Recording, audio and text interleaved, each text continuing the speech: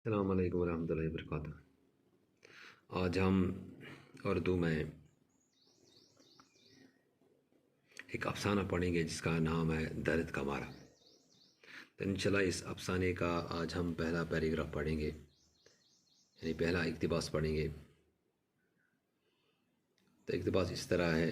जब लड़की तीसरी बार उसकी दुकान के सामने से गुज़र गई तो समझू ने हुक्के के नए मुंह से निकाल कर उस चीते के बच्चे की तरफ देखा जो दुकान के अंदर अखरोट की लकड़ी की मुनक्कश तिपाई पर खड़ा जैसे अपनी माँ का इंतज़ार कर रहा था।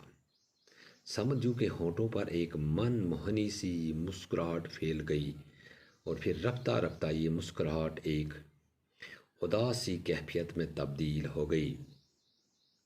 उदास का ये महीन सा सफ़ेद दुपट्टा उसके वजूद पर लहराता रहा और आहिस्ता आहिस्ता इसके वजूद को ढकने लगा जैसे जनवरी की यकबस्ता रातों में बर्फ़ के गाले धीरे धीरे दरख्तों को ढक देते हैं।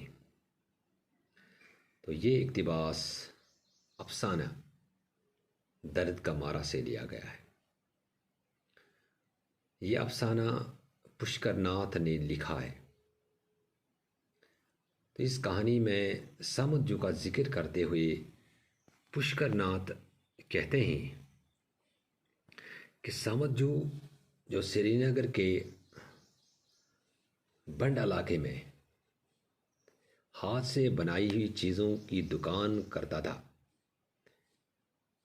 यानी कि भंड पर समझू का एक दुकान था जिसमें हाथ से बनाई हुई चीज़ें दस्तयाब थी।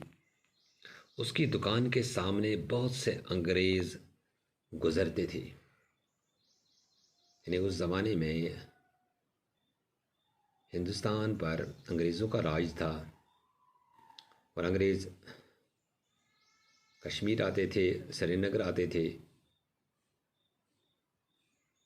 तो इसके दुकान के यहाँ से भी गुज़रते थे और वहाँ से मुख्तलिफ़ किस्म की चीज़ें ख़रीदते थे। यानी समझू के दुकान से ये अंग्रेज़ मुख्तलिफ़ किस्म की चीज़ें ख़रीदते थे। तो आज एक लड़की इसकी दुकान के सामने से 2 बार गुज़र चुकी थी और अब वो तीसरी बार यहाँ से गुज़र रही थी। समझू की दुकान में बहुत सी खूबसूरत चीज़ें बेचने के लिए थे। इनमें एक मस्नवी चीते का बच्चा था। ये चीते का बच्चा एक अखरोट की लकड़ी से बनी हुई तिपाई पर खड़ा था। तिपाई पर नक्श निगार किए गए थे, यानी कि जिस लकड़ी पर ये चीते का बच्चा खड़ा था तो उस पर नक्श निगार किए गए थे। ये चीते का बच्चा एक अखरोट की लकड़ी से बनी हुई तिपाई पर खड़ा था और इस तिपाई पर नक्श निगार किए गए थे। ऐसा लग रहा था कि जैसे कि चीते का बच्चा असली है, यानी कि लग रहा था ये जो चीते का बच्चा जो है वो असली लग रहा था और अपनी माँ का इंतज़ार कर रहा हो। समझू के होंठों पर एक दिलकश मुस्कुराहट आ गई। मुस्कुराहट की वजह चीते के बच्चे पर असली होने का गुमान, यानी ये चीते का बच्चा असली दिखाई दे रहा था और अंग्रेज़ लड़की की ललचाई नज़रें थी। या अंग्रेज़ी ये जो अंग्रेज़ की लड़की या अंग्रेज़ी लड़की ये उस चीते के बच्चे की तरफ ललचाई हुई नज़रों से देख रही थी, लेकिन बाद में इसकी मुस्कुराहट एक गम की सी हालत में बदल गई। गम की हालत एक डूबते की तरह इसके जिस्म पर कुछ देर के लिए लहराती रही, फिर धीरे धीरे इसकी ज़ात को इस तरह ढकने लगी जिस तरह जनवरी की सर्द रातों में बर्फ़ के सफ़ेद गाले दरख्त को ढक लेते हैं, क्योंकि इस अंग्रेज़ लड़की इस चीते के बच्चे को ख़रीदना चाहती थी, लेकिन इसके पास इतने पैसे नहीं थे। यानी इस अंग्रेज़ी लड़की जो थी, अंग्रेज़ लड़की, इसके पास उतने पैसे नहीं थे कि वो इस चीते के बच्चे को ख़रीद सके। लेकिन दिल उसकी तरफ माइल हुआ था कि मैं किसी न किसी तरह इस चीते के बच्चे को ख़रीद सकूं। लेकिन दरअसल जेब में उतना रकम नहीं था, उतने पैसे नहीं थे जितना इस चीते के बच्चे का कीमत था।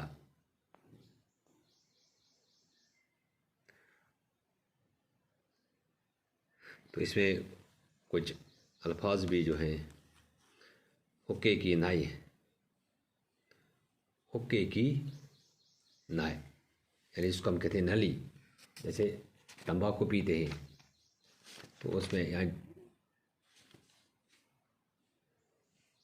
इसको नली भी कहते हैं। यहाँ जिस नली से तंबाकू पीते हैं उसके नाई कहते हैं। मुनाकश, अगर हम यहाँ देखें, मुनाकश नक्श निगार से आरास्ता, तिपाही पर, मुनाकश तिपाही पर, यानी नक्श निगार से आरास्ता है, यानी एक लकड़ी पर ये चीते का बच्चा रखा गया था। मुस्कुराहट, मुस्कुराहट का मतलब हंसी, मुस्कुराहट हंसी, यानी रफ्ता रफ्ता, आहिस्ता आहिस्ता। उदास का मतलब मायूस होना, उदास, मायूस या मायूसी, कैफियत, हालत।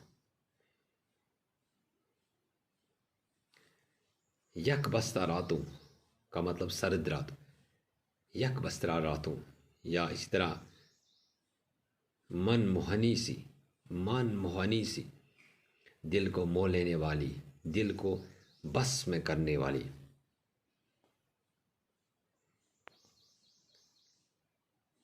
ये कुछ अल्फाज माने थे इसमें जो अल्फाज हैं इनके माने ये थे। इंशाल्लाह आप इसे नज़र देंगे और याद करें, समझने की कोशिश करेंगे। बाकी बस।